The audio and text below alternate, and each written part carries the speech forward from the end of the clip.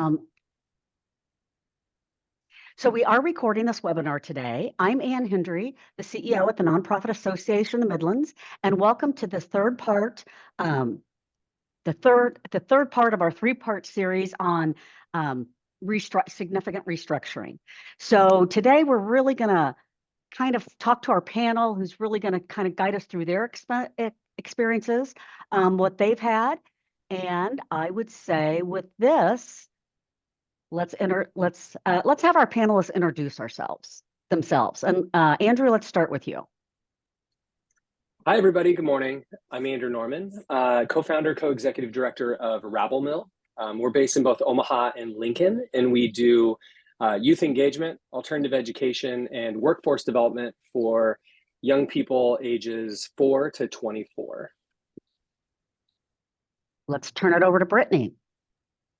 Morning, everyone. Brittany Wright, Director of Operations with Inclusive Communities.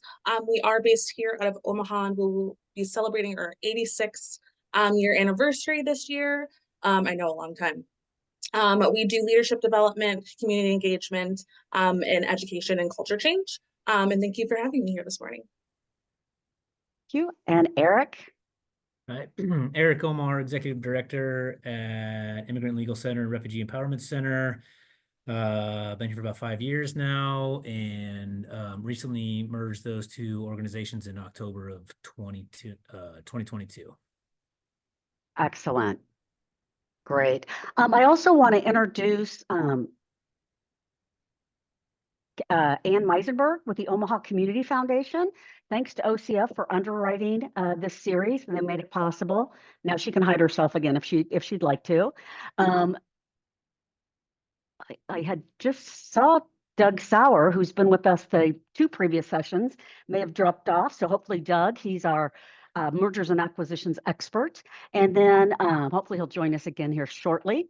And then Katie Wunderlich with Baird Holm is here. And I know that their business has increased in this area recently. So with that, I think we're just going to start with the conversation. I would encourage anybody with questions, drop them in the Q&A box on your screen, and we'll take it from there. You know, as we were preparing for today's conversation, I think we have a great mix of experiences here to share. You know, Rabble Mill, I know, was a merger coordinated by 2 founders. Immigrant Legal Center and Refugee Empowerment Centers were longstanding separate organizations and then went through their process. And then while Inclusive Communities did not go through a formal mergers and acquisitions, they've changed their leadership styles over the years. And I really am interested in hearing what they have to say, well, what everyone has to say about the importance of culture and ensuring people are connected with your organization are part of the journey. So with that, let's hear from each of our panelists. And Andrew, I'm going to start with you again. Okay, just about the experience we had with the merger. Okay, great. Yeah. So, as Ann said, I'm a founder, as is my co-founder at Rabble Mill, Mike Smith. And so in 2010, we both separately started nonprofits. My wife and I started a nonprofit called Here Nebraska. It was dedicated to cultivating Nebraska's music community and industry through journalism and events. And Mike started a nonprofit dedicated to providing kids a place to be, something to do, and someone who cares, specifically through skateboarding.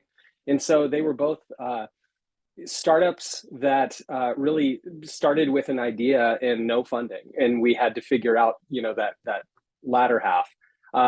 And so we both operated separately while collaborating a lot for about 7 or 8 years. I should mention that Mike and I have known each other since high school, so we happen to be dear friends, and there's a lot of trust there. So, you know, maybe 7 years into the organization from Here Nebraska's end, we really benefited from the nonprofit ecosystem in Omaha. Specifically, I learned what the hell I was doing as an executive director, and I learned about this thing called a succession plan. You know, and as you start something, at least in my experience, you're looking about a week ahead, you know, and eventually you start looking a couple months ahead. And you know, as we grew and we kept achieving our goals in different ways, more and more I started realizing that I started looking further down the road and seeing some challenges ahead. Largely, it was due to we had a pretty narrow scope, and thinking about how we could add the staff necessary to really operate as a sustainable nonprofit. It just looked really challenging, given again our kind of relatively niche scope. And the Bay was in kind of a different place. So I should say that here in Nebraska, again, thanks to the nonprofit ecosystem, in Omaha, we gained a lot of operational understanding, structure. We built a really strong board who were crucial in this entire process. I spoke with lots of people like Ann Meisenberg. Well, there aren't a lot of people like Ann Meisenberg. I spoke with Ann Meisenberg specifically, and Ann was a really great thought leader for me.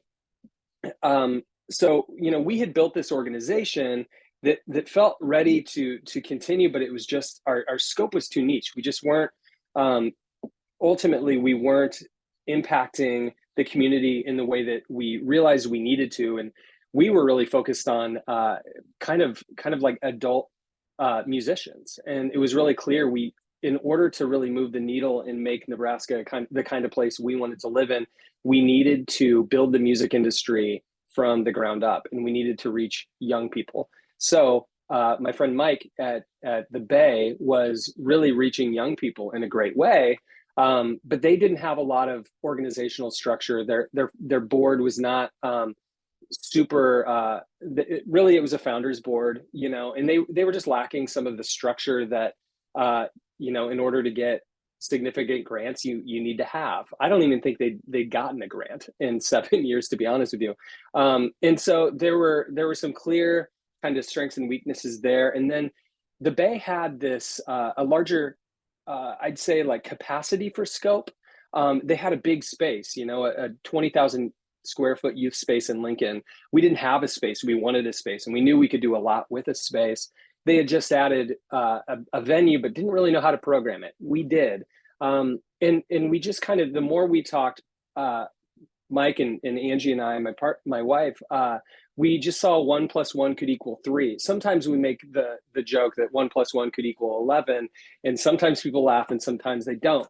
But we started into, we didn't know any other organizations who had done this other than Ann's experience with Kent Bellows mentorship studios and the Jocelyn. And so she was really helpful in allowing me to even think about what could this look like. And so we really started just talking to our board and do you want me to go through this whole thing? Okay, I'm getting there. So again, we didn't know what we were doing. Our board didn't fully get it.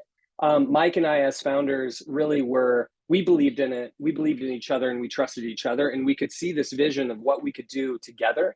It took a while to get our boards on board because there's a lot of kind of pride and ownership and identity. And I think also just at a board level, the responsibility to protect this organization, even beyond what the founders want, and so I think our board really did that well. They looked very objectively at this, and they thought, could this go on? Should this go on if Andy decides to do something else, or if we have to part ways at some point because he sees this vision and we don't. And I know that they gave that an honest look, which I really appreciated. Ultimately, they backed the idea. They saw the vision too, and so did Mike's board over at the Bay. So this was early 2017, and our goal was to start the 2018 year as a merged organization. And so, we got a couple lawyers involved. We didn't hire anyone. We thankfully used in-kind support. We had an attorney on our board, and we brought in another, and just really worked through what does this look like, and a lot of it was one organization had a lot of minutes from board meetings, and the other didn't. There was a lot of unknowns on in there, and so it did take a lot of trust, but we just kind of the board really did a ton of the work in making sure that everybody knew what we were getting into. And we decided to merge under Rabble Mill, a new name, for a couple of reasons. One, identity, which I'll probably talk about a couple of times, is so important to everybody here. It was important to the board, it was important to me, it was important to Mike, and it was important to our team too. And neither organization really wanted to, give up what they had built in identity, in impact that we'd created, in relationships, and in the branding. And so we created kind of a third brand, and went with that. And then the other reason was the Bay in Lincoln was in Lincoln, and a lot of our funding from here in Nebraska came from Omaha. And we knew that if we merged under the name the Bay, I think a lot of our Omaha funders were going to immediately dismiss us as not relevant to them. And so having that brand strategically, I think, helped from a fundraising standpoint as well. So we did hit our deadline, and we merged and began operating in 2018. I think I'll leave it there and let somebody else talk. I can tell more about the experience a little later. That sounds great, Andrew. Thank you. So really, it was a longer process over time to that. And I see Doug's back with us. So Doug, feel free to chime in and ask questions, since I touted you as our expert phoning in from New York. Brittany, talk to us a little bit about the work that Inclusive Community has done in this area, especially as it relates to people and culture. Yeah. So in 2022, 2023, we realized that we were going to encounter some transitions when it comes to leadership. Prior to that, we were adhering to a shared leadership model with 2 executive directors, and 1 executive director decided to retire. And so kind of at that time, we had to take a look and what is our culture, what is the leadership, and really start to develop a shared leadership model when it comes to the full staff. Of course, directors will have a level of power, but also those who are not directors without that title, what kind of power do they hold? Because just because you have a title doesn't mean you don't have social power. You have informational power. So really fostering that, and everybody is leading from their seat, is something that's so important that we've really embedded into our culture. And a second thing is really, how are we proactive? So kind of going back to the succession planning, what systems do we have in place for our employees? Because something that I've just found through my experience is, without systems, lack of systems equals a lack of trust. Because when people aren't able, when they aren't feeling supported and the organization is not supporting them, that's going to lead to a lack of trust immediately. So making sure that you can cross-train when possible. Of course, that's not always going to happen. Not everybody can dip into every bucket, but if there are those shared tasks that will lighten the load, why not cross-train? Why not already embed that into your onboarding? Another thing is, people really need to look at, how are we going to uphold the mission and doing all the tasks without burning out your employees? So really just thinking ahead, always kind of trying to be one step ahead, because being reactive is just so easy. How are you going to set yourself up to be proactive? And that sounds like really good advice anytime you have a transition, whether something as big as this merger and acquisition, or even like at NAM, we recently went through a change with our director of programs, and she went on to, I think she's probably down the hall from you guys at UNO. And then, so kind of thinking about that, I think that's great advice to have. Eric, what was your experience? Yeah, so I'll probably just walk through the timeline for us real quick, and then highlight a couple of important considerations. So I think in contrast to Andrew's merger, where he's, there was founders involved and things along those lines, we were kind of the opposite. We merged 2 longstanding institutions that had been around for 25 years plus each, and each had their very own unique identity. Immigrant Legal Center was founded in 1999. Refugee Empowerment Center was founded in 1997. they followed similar trajectories, where they, you know, both very much grassroots organizations. In the last kind of 5 years before the merger, they both grew from, you know, just a handful of employees up to about 35 employees each. I started with ILC in 2020, and the agency grew from 35 to 65 employees in a couple of years. And so we were taking two agencies, each have been around for, you know, 25 years, you know, a combined 100 employees, and brought them together. And what started that process for us was in 2021, late 2021. There had been some leadership turnover at Refugee Empowerment Center, and I was still on the board of directors there. And we were just getting ready to settle a lot of Afghan refugees in very short order. And I had seen how long it had taken other leaders to get up and running, doing refugee resettlement work. And so I offered to resign my board position and enter into a management contract between Immigrant Legal Center and Refugee Empowerment Center, which gave us about a year of time to just get in there and manage their programs. And that really gave us a great opportunity to you know, see how things are looking and conduct some due diligence and just see if there is synergy between the missions and things like that. And so we stayed in that management contract, set up for about a year, and then the two agencies did in fact merge in October of 2022, about a year into that process. So a whole lot of things happened during that time. But I think for me, the biggest considerations was just making sure that you have your why figured out, and knowing why you want to bring two agencies together. I mean, the mission has to make sense. The synergy between the programming has to make sense. And then once you get that why figured out and you're fully committed to it and you fully believe in it, then it's all about consensus building and making sure that you're talking with all the right stakeholders, everything from your board to your staff to your community partners to your donors. And so, and again, that's a whole lot easier when you believe in why you're trying to bring the two agencies together. And then, you know, I think the third consideration for me is just when you're bringing two different cultures together, the two different work cultures,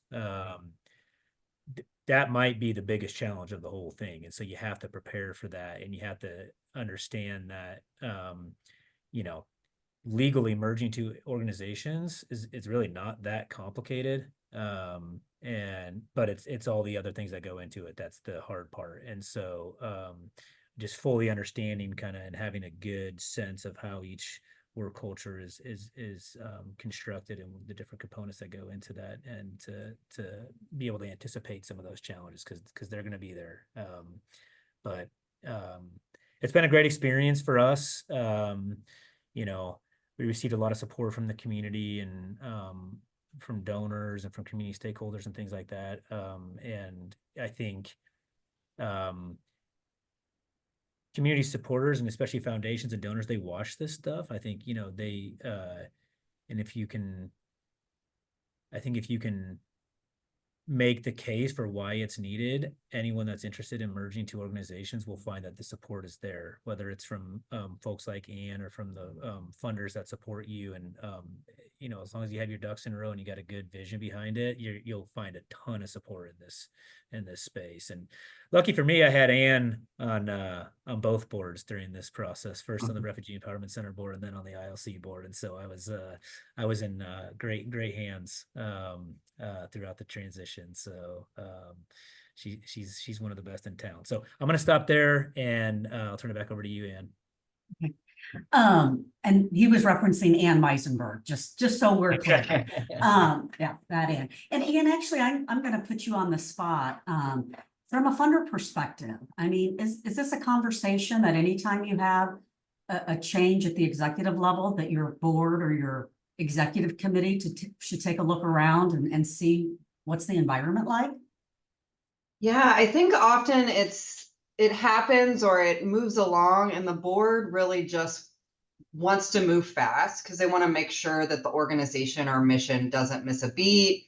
Or quite frankly, the board is made up of volunteers who, when there is a leadership transition, there's often a situation where they maybe don't aren't able or capable to kind of step in and run the organization in the meantime. This is why I'm a big fan of interim services, because it's a good time to just step back and say, what does an organization need? What do they need if they're going to hire a leader in that leader for this next evolution of the organization? Or is there synergy or opportunity for a strategic relationship or a merger or some sort of long-term connection with another entity that can create efficiencies, effectiveness, and making sure that the missions go further in the community?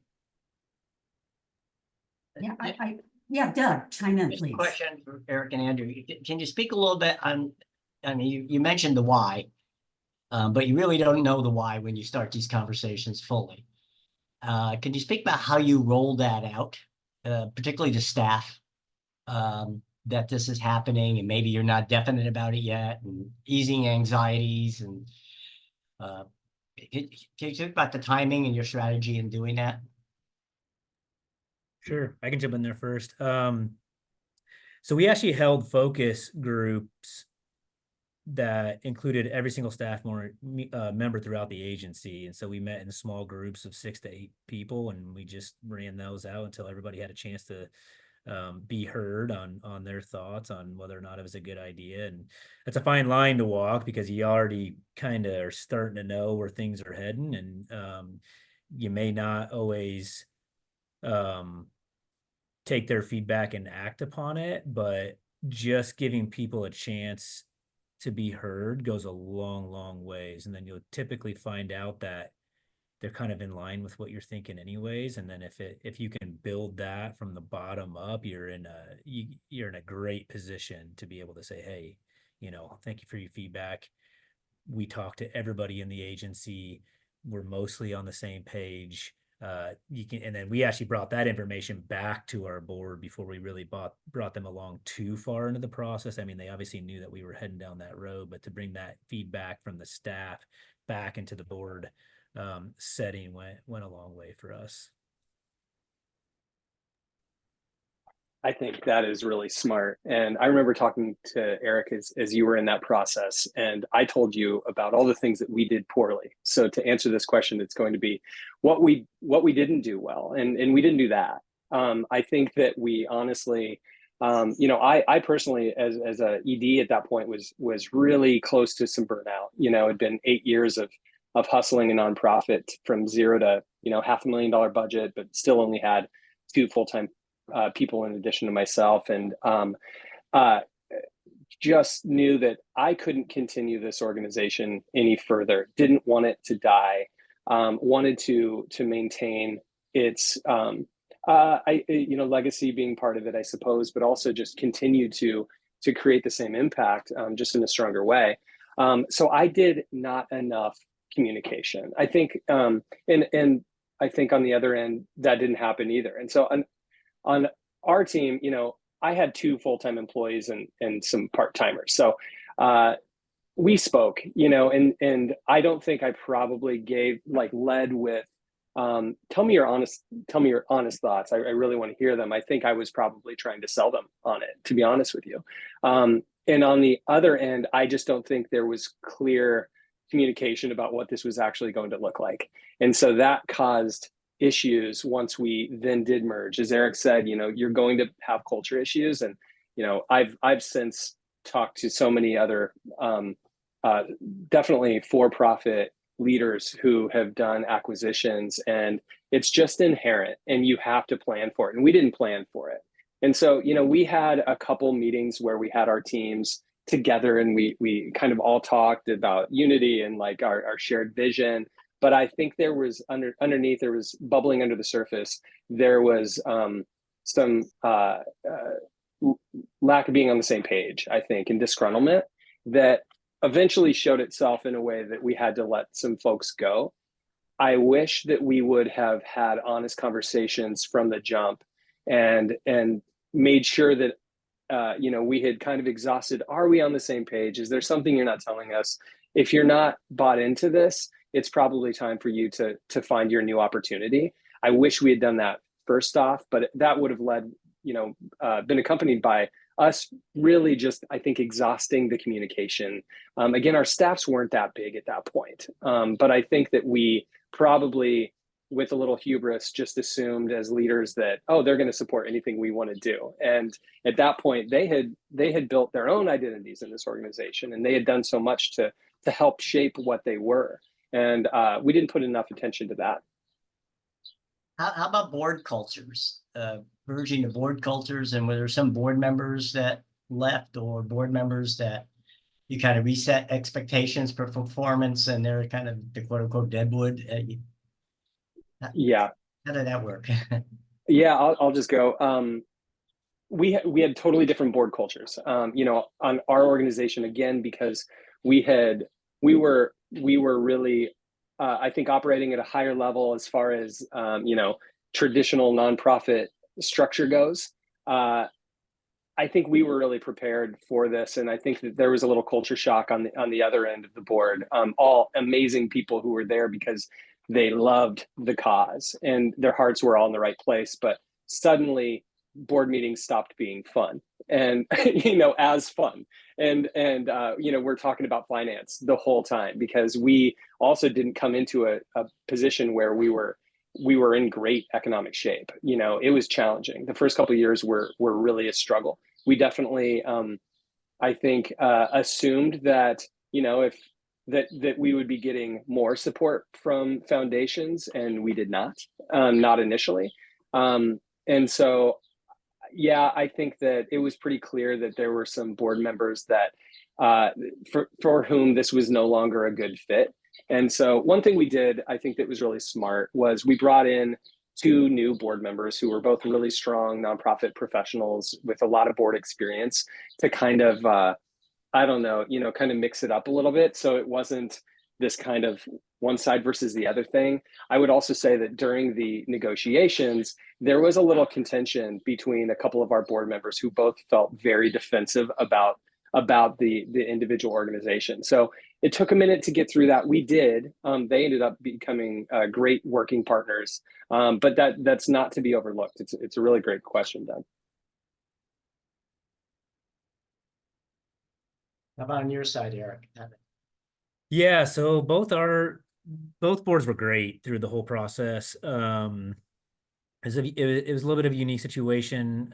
Refugee Empowerment Center, you know, they really focused on one thing, which was refugee resettlement, which was, you know, they're primarily federally funded programs, very compliance heavy.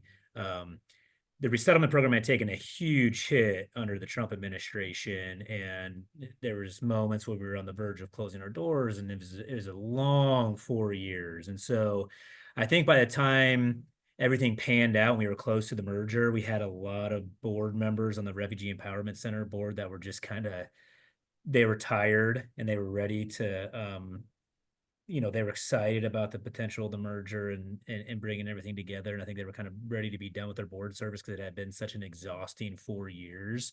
And so there wasn't a lot of, contention or negotiations around how many board seats we would open up for different, board members from the Refugee Empowerment Center board. And Ann Meisenberg came over, and a few other people. And so everything just kind of fell into place pretty nicely. And again, I had also been managing both agencies for a full year at that point as well. And so, my experience, I think, was unique because we weren't really negotiating with another executive director and another board. We actually formed a joint task force that was made up of 2 board members from each board that we met on a monthly basis, and we talked through all of these things, including board seats and how things were going to work. And really, we were just kind of rolling up a program underneath the ILC umbrella in a way. Because rec was kind of a standalone program, and so it made it a little bit easier there. There just wasn't a lot of things to work out between boards for us.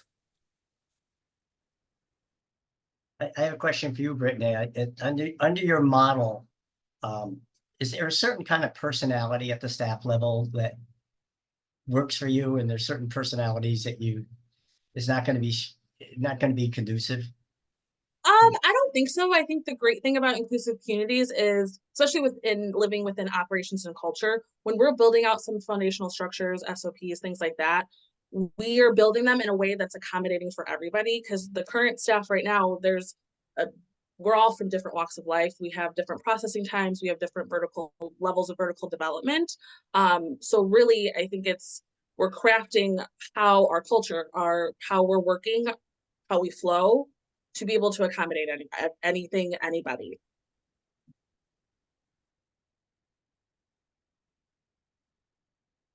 Their question.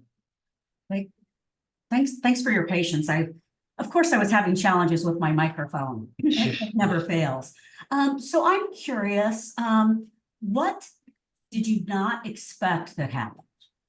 Let me ask it a better way. What's the What do you surprise? wish you would have known then that you know now?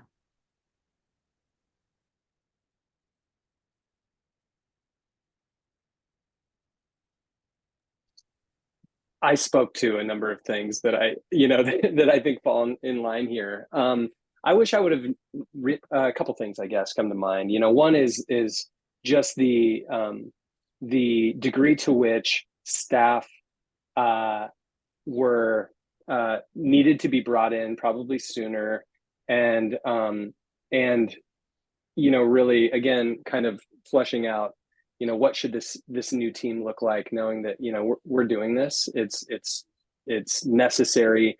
It felt very necessary from a sustainability standpoint for both organizations. So I think I wish I would have realized the challenge we were going to face, and the amount of time that not doing enough early work on the communication and culture building was going to make us pay for literal years, and it did. It took us a long time to really understand what the degree to which internally our staff were having issues. We didn't have any HR department at that point whatsoever, and we were still kind of operating very much as a startup with just a little bit more beneath us. So wish I would have put more attention there. And as a leader, one of the mistakes I made was assuming that maybe some of the same conversations that I was having with my staff were being had on the other end, and thinking that, oh, we're all on the same page and we're all super excited about this. Wasn't the case. So I did, we merged offices for, I don't know, maybe 6 months prior to, which I think was a good move. And that gave me a lot of chance to really watch what was going on. And one of the challenges that was happening on the other end was just lack of kind of operations, and lack of maturity in even our programming. And so it was very clear to me and our operations director at the time, where there were some immediate structural improvements that we felt we could make. And so we kind of came in gunning. And it was met with reticence. We went in too fast and too hard. I wish, and what I would do differently is, I think I would have done a little bit more intentional communication of, we're going to be watching and seeing what's going on, and really kind of trying to understand where can improvements be made, and try to bring the staff along for the ride versus sort of shoving it down their throats, which is what we did. And that didn't help on the culture side.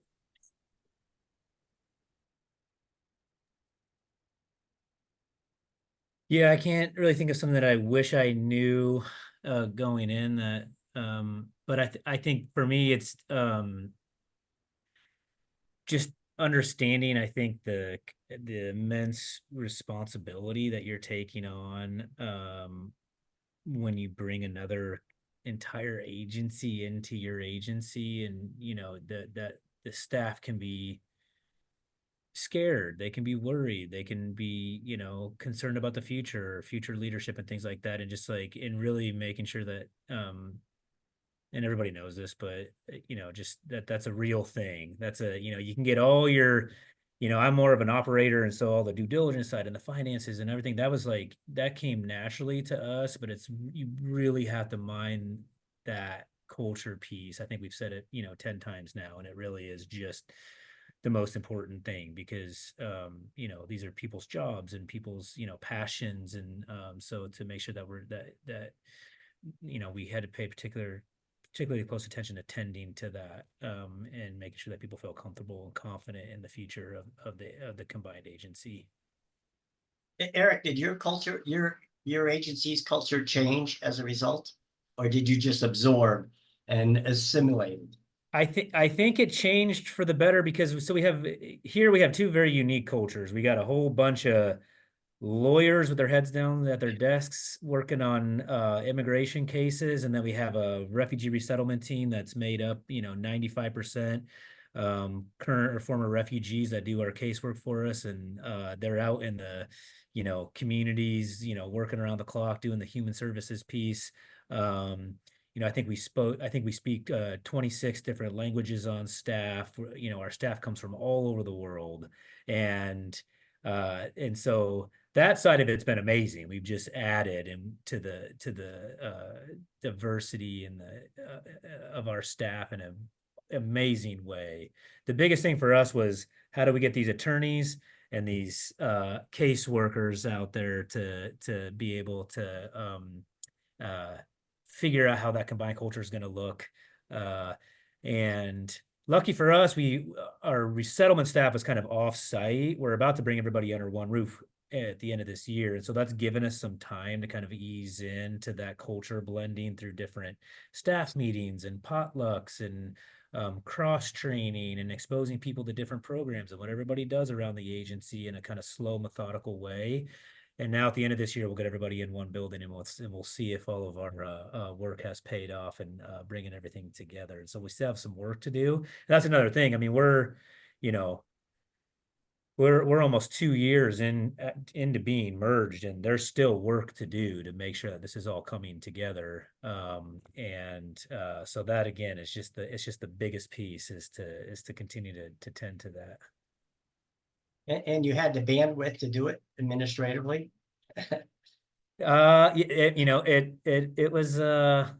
was stressful at moments, but lucky for me, I have an amazing team. And I see Ann's note in here in the chat about some of the funding considerations that go into mergers, and we were extremely fortunate to receive consistent levels of funding and increased levels of funding in order to get through this merger. Economies of scale become an important topic of discussion when you're talking with your donors and your stakeholders when you're merging two agencies. And so we had a lot of discussions around what that looked like for us and what our needs were. And fortunately for us, we've been supported in the way that we've needed to be able to build out that administrative team in order to make sure that we can continue to pull off the merger, which I think is a really important thing to be talking to donors about as you're going through a merger. Now, again, there weren't two executive directors. There weren't duplicate positions really at any level of the merger for us. We were essentially taking out a whole bunch of programming staff. And so we didn't experience a lot of economies of scale. Donors might be interested in that. And I mean, like, oh, we can make, this is going to be more efficient for the community, for the foundation dollars. But my best advice on that is just to be as honest and transparent about what you need to successfully pull off a merger, because it's hard work. And like Doug just mentioned, if you don't have your administrative infrastructure built out in a way that's going to be able to support the integration of the programs, you're setting yourself up for failure, and then nobody wins. And so donors just need to hear from you what you need. And again, we've found that as long as you just articulate that to them, they're fairly supportive, because they have a stake in this too. I mean, we all know that donors, have vested interest in the way that, if there's consolidation or if there's, mission alignment that makes sense, they might even encourage places to consider mergers. And so they just want to hear from you and what you need, and it's critical. So that's a great question, Doug. Thank you. I think that's a really important point, because I think there's maybe assumptions that this is going to save money. And that may or may not be the case. And I think a lot of the boards think that as well, and see this as a way to save things.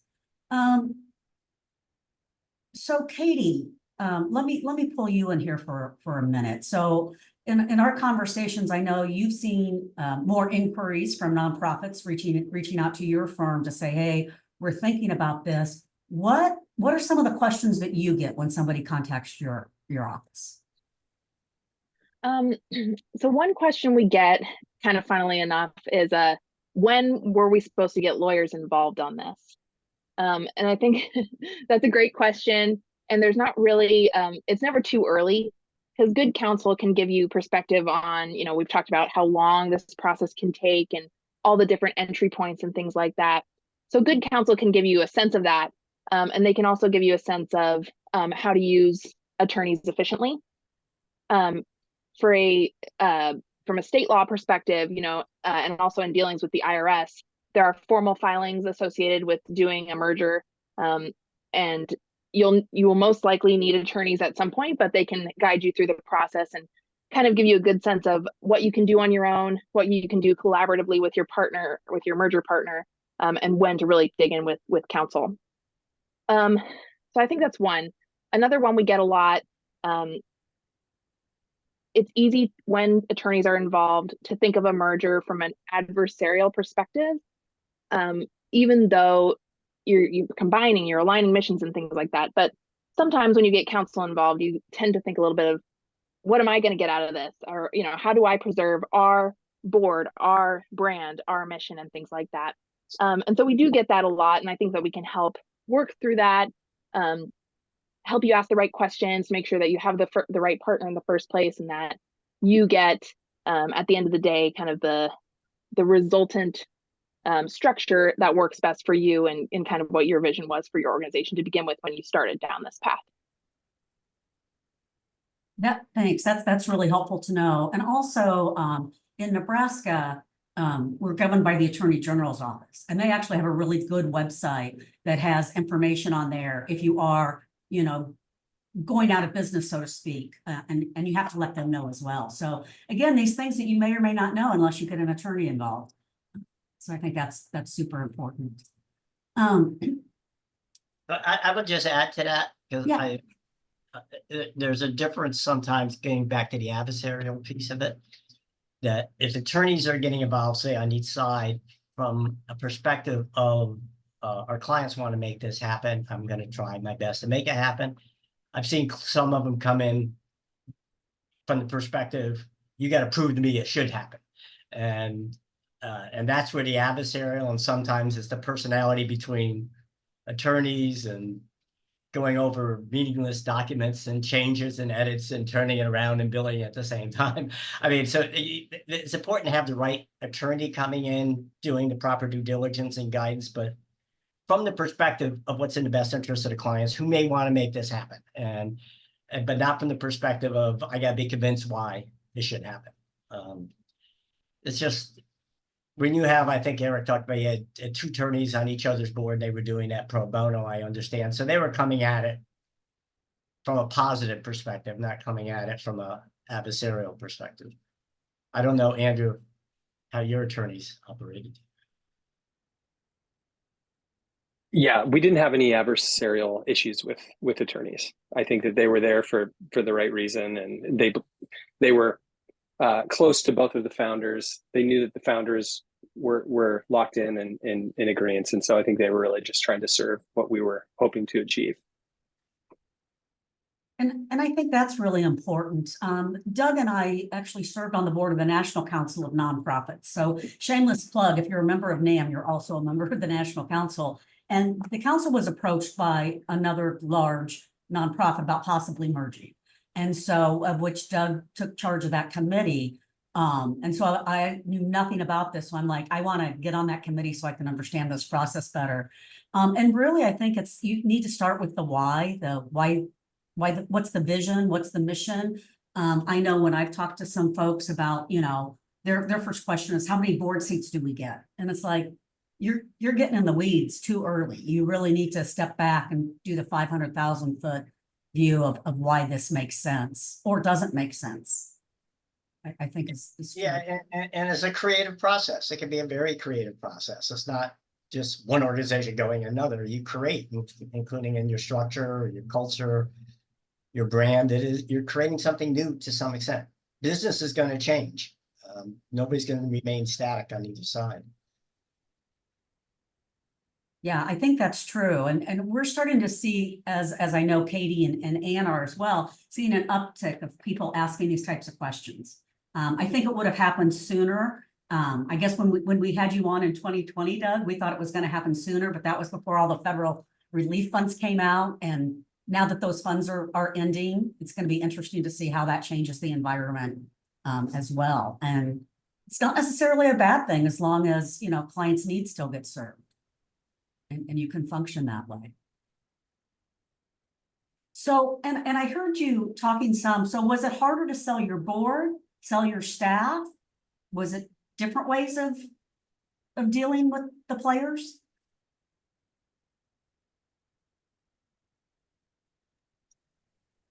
I'll speak to this. I think selling the board was the hardest. I think, again, just because for our perspective, you know, our situation is unique for sure. But I think it's just because they were there because they cared so much about this organization, and I don't think they saw the kind of read the tea leaves necessarily, like, hey, this is going to get really tough in 5 years if we don't, you know, or 3 years if we don't make a move now. I don't think they were necessarily there. I think that they really enjoyed what we were doing. They were proud of it. And so it caught them off guard a bit. And so it took a minute for them to see kind of the why and the vision. And then again, I think they just were really protective in doing their due diligence and doing their, you know, being responsible for what they were entrusted of governing. And so I think board was hardest. I know I spoke to the fact that, you know, staff was a challenge too, but I think that the board asked the toughest questions, and it was just very clear, oh, we really need to work on getting them to see the same vision. So this wasn't for Andrew, for you, this was yeah. Did you have a strategic plan? You know, we had a strategic plan that I think we had essentially, you know, it was a little old, and we had essentially achieved. The other side didn't have a strategic plan. We didn't, I'm trying to remember what year. I think we did a strategic planning session with our new joint board essentially immediately after forming, but we didn't have the time to do that in the lead up. Okay, so the merger occurred outside of it. It wasn't something that was planned for a couple of years on a partnership opportunity. No, it really wasn't. It came rather quickly.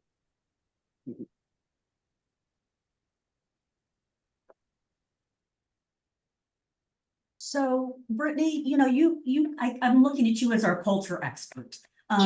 What are some things to really be mindful as you work with your team if you're going through this big type of change, or really any type of change in an organization? I think something to really be mindful of is there's creating a sense of urgency. Like, I think with any change, you just want to get things done. You want to push things out. You want to start building anew. And just making sure you're taking a step back and giving the team space to process, especially with inclusive communities, the work we do. Our mission is to confront bigotry, prejudice, and discrimination.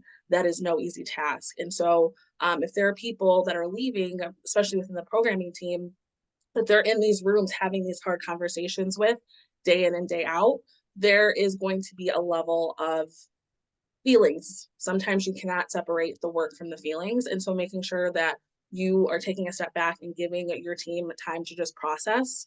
Obviously, communication. And then in tandem with like open, honest communication is respectful transparency, making sure that you're painting the full picture for the team, giving them the why, maybe not just giving it into the weeds.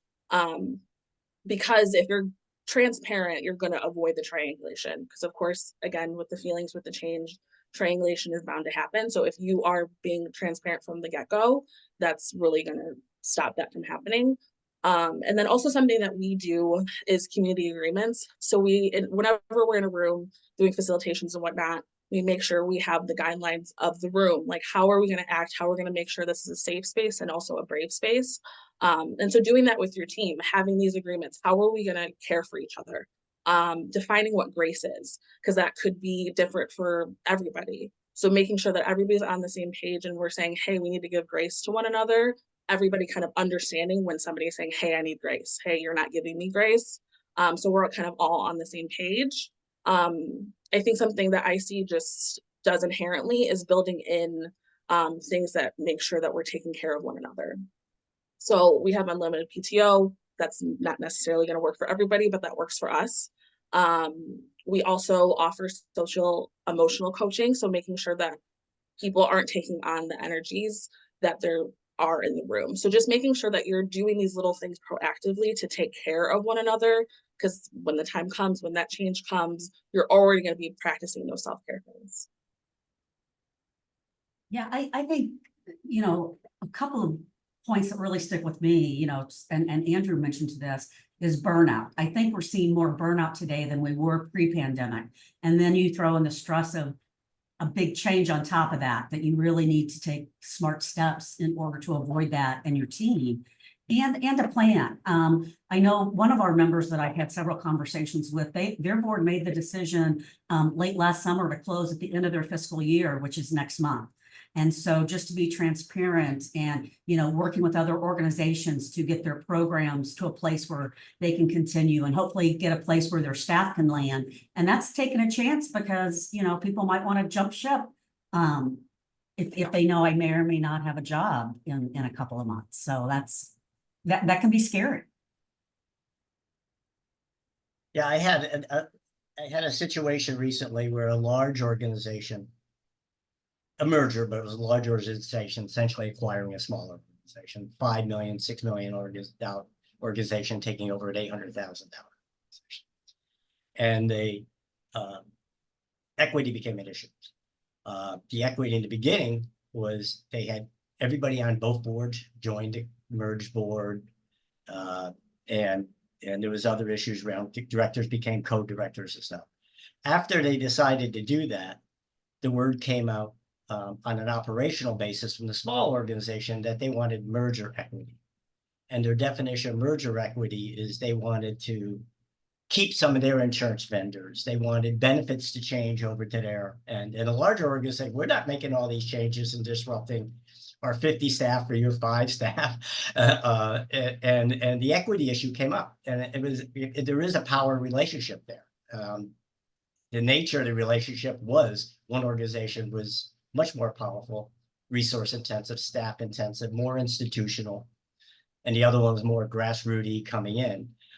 It was interesting because the equity issues got settled at the task force level, but then operationally, they bubbled up after the decision. And that comes to the culture, because they didn't integrate culture at all as a transition. They kept them separate until the day they merged, which kind of gets to the point of the problem. If you don't do that, if you do that, you're really looking for cultural issues on the operational and staff there. So.